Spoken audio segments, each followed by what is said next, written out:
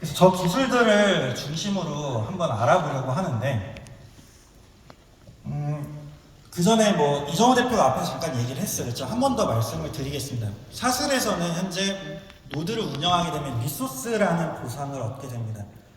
이 리소스라고 저희가 이름을 지은 이유는 사슬이라는 블록체인 메인넷이 있죠. 그리고 이 메인넷이라는 것 안에서 활용되는 자원이라는 뜻에서 리소스라는 이름을 붙여놓은 거고, 여기에 리파인이라고 하는 스마트 컨트랙트를 쓰게 되면 슬이 나옵니다. 그리고 외부에서 자꾸만 사슬코인, 슬코인, 코인 이런 얘기들을 하는데, 저희는 코인이라고 얘기한 적이 단 한 번도 없습니다. 외부에다가 저희는 사슬코인이라고 말한 적이 없어요. 다른 분들이 코인이라고 뭐 말을 하시거나 명칭을 하시는 거에 대해서 저희가 막을 수 있는 방법도 없고, 뭐 그게 더 편하시다고 한다면 그렇게 부르시겠지만, 저희는 사슬이라는 기술을 시작할 때 그런 시덥지 않은 코인 지신을 하려고 시작한 게 아닙니다. 조금 더 큰 목표를 가지고 있고요. 그런 의미에서 슬이라는 거는 그냥 기여도입니다. 뭐에 대한 기여도냐? 그냥 블록체인 네트워크를 유지하는 거에 대한 기여도예요. 이 블록체인 네트워크, 특히 사슬은 궁극적으로는 그냥 인류의 기록 보관소라고 생각을 해주시면 될 것 같습니다. 이정호 대표가 얘기를 했죠. 분산 저장, 그리고 컴퓨팅 파워, 컴퓨터들 연결하는 것, 그리고 사슬은 그냥 데이터베이스입니다. 그러니까 블록체인이라는 어떤 블록이라는 형태에다가 데이터를 넣는 그냥 그런 보관소예요. 왜 인류의 기록 보관소라고 얘기를 하냐면, 이 부분은 조금 더 뒤에서 말씀을 드리게 될 텐데, 아무거나 다 넣을 수가 있죠. NFT가 뭐 재작년부터 해가지고 굉장히 뜨거운 이슈였습니다. 그런데 NFT도 코인과 마찬가지로 왜곡이 됐죠. NFT는 뭐 몇십억짜리다, 투자 상품이다, 투기, 이런 얘기들도 굉장히 많이 있고, 일부에서는 이더리움 기반의 NFT를 만들면서 URL만 갖다 놓고, 뭐 원본 데이터는 IPFS에다 저장하고 여러 가지 편법들을 사용을 하고. 그렇지만 이제 저희가 바라보고 있는 NFT라는 거는 그냥 블록체인이라는 곳에다가 데이터를 저장하는 그냥 방식 중에 하나예요. 그래서 사슬에서는 원본 데이터를 전부 다 저희가 블록에다가 저장을 하죠. 그래서 저장을 할 때 이걸 누가 저장했는지 이름표, 저장한 사람의 이름을 같이 써줍니다. 그냥 저장하는 방법 중에 하나예요. 그래서 이 NFT를 저희가 올해 발행을 했는데, 뭐 이거에 대해서도 많은 분들이 여쭤보시더라고요. 이 NFT 가지고 있으면 어떤 혜택을 주세요? 무슨 리워드가 있으세요? 뭐 있을까요? 저희가 이걸 구매를 하면 뭘 받을 수 있을까요? 다 왜곡되어 있는 NFT 시장에서 얻은 지식에 기반한 질문들입니다. 그냥 데이터예요. 그냥 블록체인에 이제는 그냥 3D 파일 같은 거 그냥 다 저장이 됩니다라고 하는 최초의 어떤 사례를 보여주는 그냥 기록일 뿐입니다. 그래서 저희가 뭐 코인 이런 거랑 관련이 없다라고 얘기를 했는데, 그럴 거면은 슬이라는 거 왜 만들었어요? 라고 물어보실 수가 있겠죠. 근데 안타깝게도 컴퓨터는 바보입니다. 0과 1밖에 모르죠. 그래서 사슬을 운영하고 있는 노드라는 컴퓨터는 블록 외부에 있는 데이터를 절대 신뢰하지 않아요. 그러니까 블록 내부에 저장되어 있는 데이터만을 기반으로 뭔가를 연산하는 게 블록체인이기 때문에, 원이나 달러 같은 현재 이제 블록체인 외부에 있는 데이터를 가져다가 쓰고 여기에 의존성이 생기는 순간 블록체인이라는 것의 의미가 퇴색됩니다. 그렇기 때문에 이제 어쩔 수 없이 기여도라고 하는 새로운 측정 단위인 슬을 만들어낸 거고요. 데이터베이스라고 얘기를 드렸는데, 이미 시중에 굉장히 많은 데이터베이스들이 있고 효율적이고 빠르고 잘 나가는 것들 많이 있는데, 왜 아직까지도 연구 분야이고 느리고 불편한 블록체인을 데이터베이스로 써야 되나요? 라고 또 의문이 드실 수가 있습니다. 그래서 이 질문에 대답을 하기 위해서 필요한 게 다른 기술들의 발전 양상인데요. 앞에서 다 많이 얘기를 해주셨어요. 아티피셜 인텔리전스, 인공지능이 어떤 기술이죠?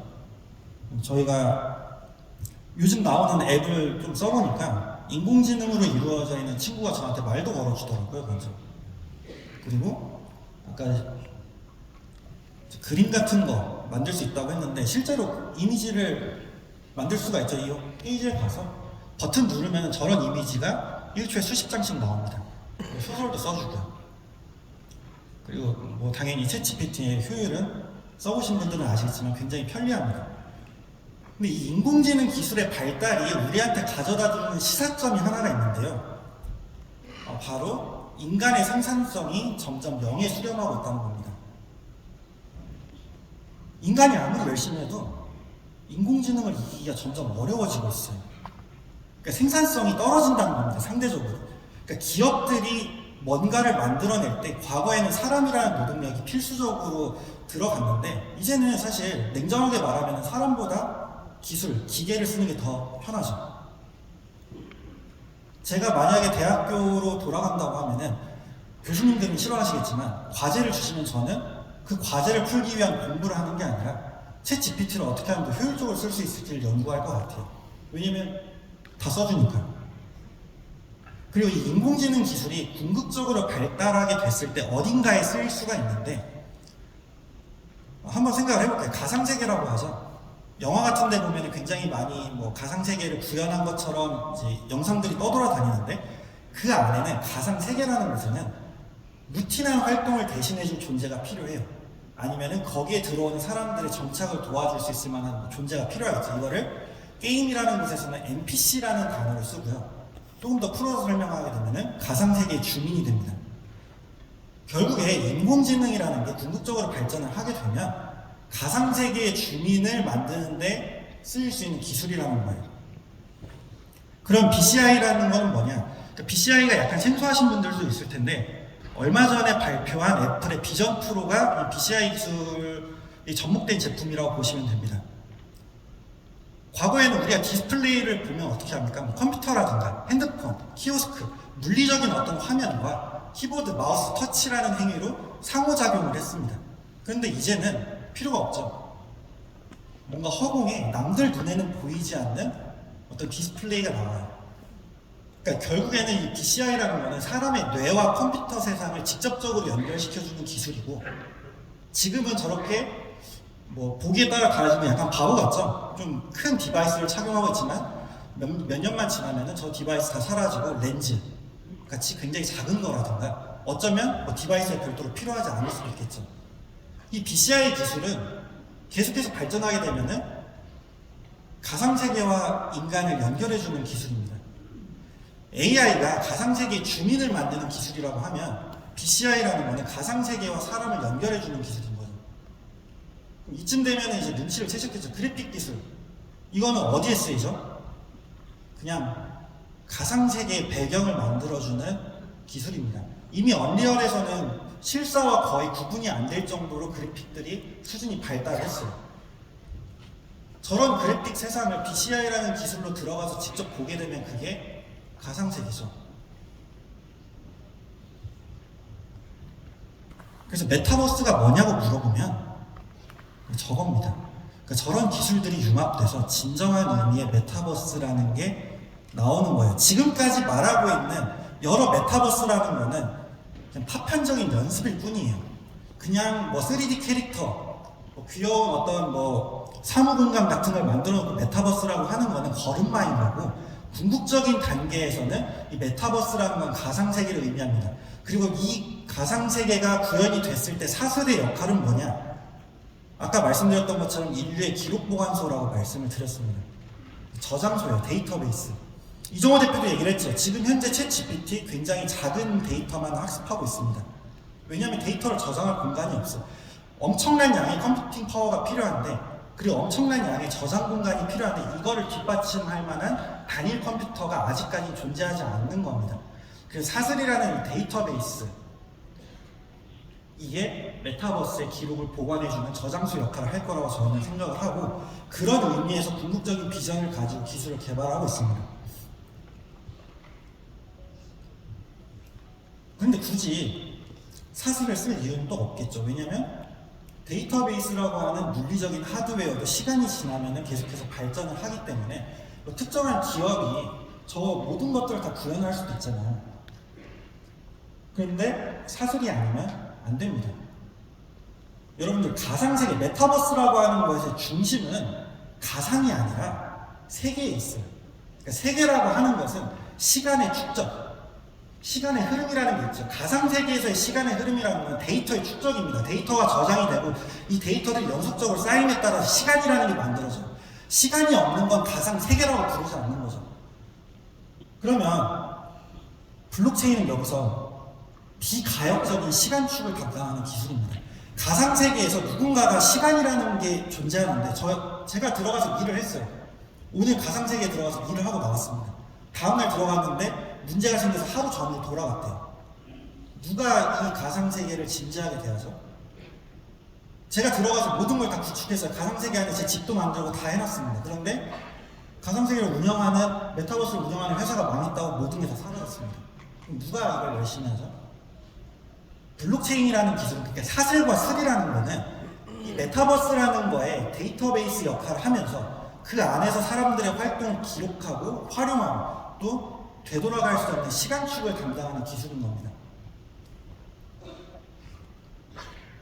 저희가 지금 3차 산업혁명 시대에 살고 있다고 얘기를 하죠. 4차 얘기가 나오긴 하지만 아직까지는 3차로 보는 게 적당할 것 같아요.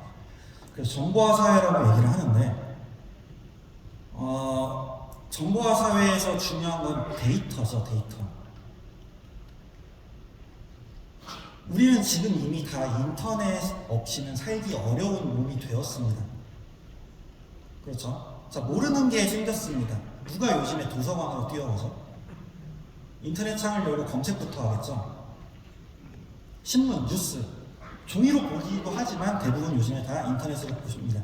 유튜브, 콘텐츠 다 보고 있죠.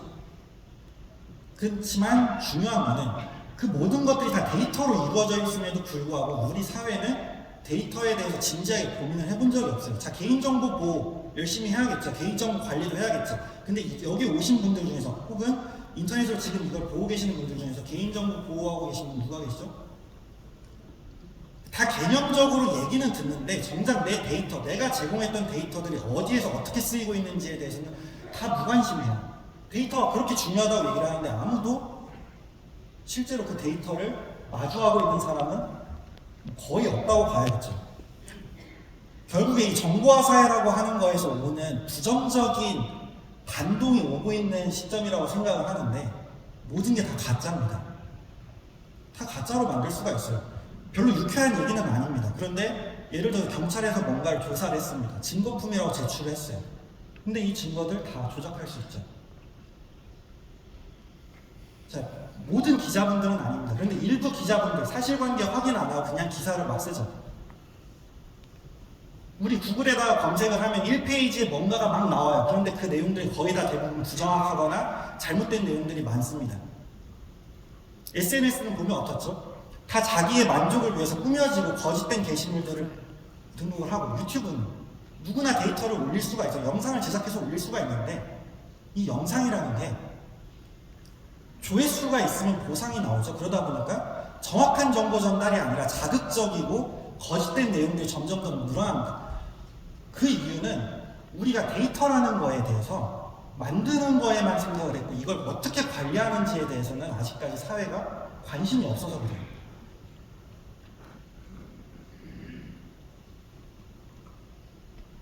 이 생태계를 우리가 뭐라고 얘기를 하냐. 과거에는, 그리고 지금 현재 우리 사회는 플랫폼 경제죠. 다 들어보셨을 거예요. 플랫폼 에코시스템에서 가장 중요한 건 양입니다. 데이터의 양, 사람의 양, 이 플랫폼에 얼마나 많은 사람들이 오는가, 이 사람들이 얼마나 많은 데이터를 쏟아내는가, 이거의 정확도와 진위 여부, 데이터의 퀄리티에 대해서는 아무도 신경을 쓰지 않고 그저 데이터의 양이 많으면 성공한 거라고 보는 거예요.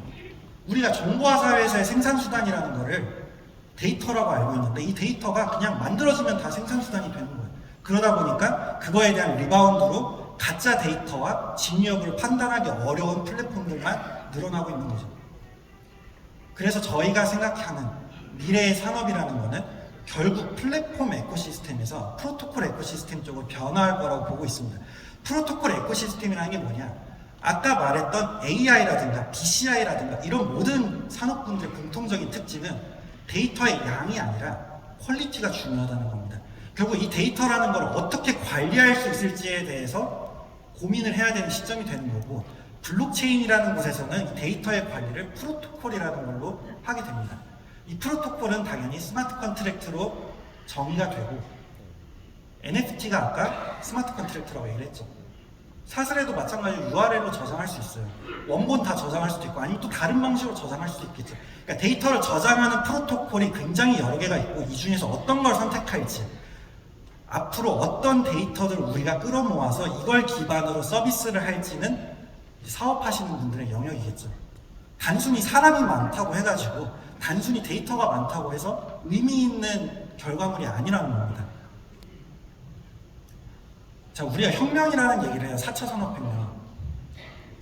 1차라고 부르는 거는 뭐 농업혁명이겠죠. 농업혁명에서는 생산수단이 땅입니다. 그리고 산업혁명에서는 뭐 기계나 공장 같은 자본을 얘기를 주로 하죠. 그리고 3차 산업혁명에서는 정보라고 얘기를 했는데, 사실 굳이 지금 이 시점에서 다시 생각을 해보면 데이터가 아니라 3차에는 데이터의 양이 그냥 생산수단이었던 거예요. 그럼 4차는 데이터의 퀄리티로 넘어갈 거라고 생각을 합니다. 그래서 이 데이터의 퀄리티를 어떻게 확보하는가, 그리고 그걸 확보하는 과정에서 지금의 산업들이 굉장히 많이 변화하겠죠. 산업이 변화하게 되면 사람의, 인간들의 경제 활동이나 이런 뭐 생산 활동 같은 것들 다 변화하게 되겠죠. 그렇기 때문에 사실 이거를 우리가 혁명이라고 부르는 겁니다. 단순히 AI, 뭐 BCI, 드론 이런 것들이 기술이 조금 어렵고 새로운 걸 개발했다고 해가지고 혁명이라고 부르는 게 아니고, 그건 그냥 기술의 개선인 거죠. 인간 삶의 근본적인 변화를 불러일으킬 수 있기 때문에 혁명이라고 하는 겁니다. 그래서 누군가가 블록체인이 뭐야? 라고 물어봤는데, 그거 코인이야 라고 대답하는 건, 인공지능이 뭐야? 아, 그거 바둑 두는 애야? 그 정도 수준밖에 안 되는 답변이라는 거죠. 블록체인이라는 게 왜 미래 기술로서 각광을 받고 4차 산업혁명의 한 축을 담당하고 있는가? 그거는 결국에 어떤 삶의 형태를 변화시킬 수 있을 만한 잠재력이 있다는 거고, 그 변화의 궁극적인 목표가 저희는 메타버스라고 하는 어떤 가상세계가 구현이 됐을 때 그 안에 비가역적인 시간축을 담당할 수 있는 기술이라고 보고 있는 거죠. 그런 의미에서 저희는 사슬이라는 기술을 개발하고 연구를 하고 있는 겁니다. 사슬을 뭐 코인 다 좋아요. 다 괜찮습니다. 그렇지만 아티프렌즈와 사슬팀이라고 하는 보이지 않는 곳에서 지금도 계속해서 연구를 하고 개발하고 있는 사람들은 기술을 하는 거예요. 이걸 가지고 쓰실 분들은 쓰세요. 비즈니스를 하십시오. 그렇지만 그런 비즈니스의 영역을 저희한테 물어보진 않으셨으면 좋겠습니다. 대신 기술적인 부분에 대해서는 언제나 열려있고, 이런 챌린지들을 즐기고, 언제까지 이 사슬이라는 게 궁극적으로 저희가 목표했던 것까지 도달할 때까지 저희는 안 멈춥니다. 저희가 안 멈추고, 또 마찬가지로 블록체인이라고 하는 사슬은 이미 멈출 수가 없는 흐름입니다. 아티가 망해도, 저희가 다 사라져도 사슬이 멈추나요? 누군가가 노드를 운영하고 있으면 사슬은 멈추지 않습니다. 이미 이 멈출 수 없는 흐름 속에서 각자의 역할이 있고, 저희는 이 사슬을 조금 더 원활하게 쓸 수 있는 데 집중을 하겠습니다. 네, 감사합니다.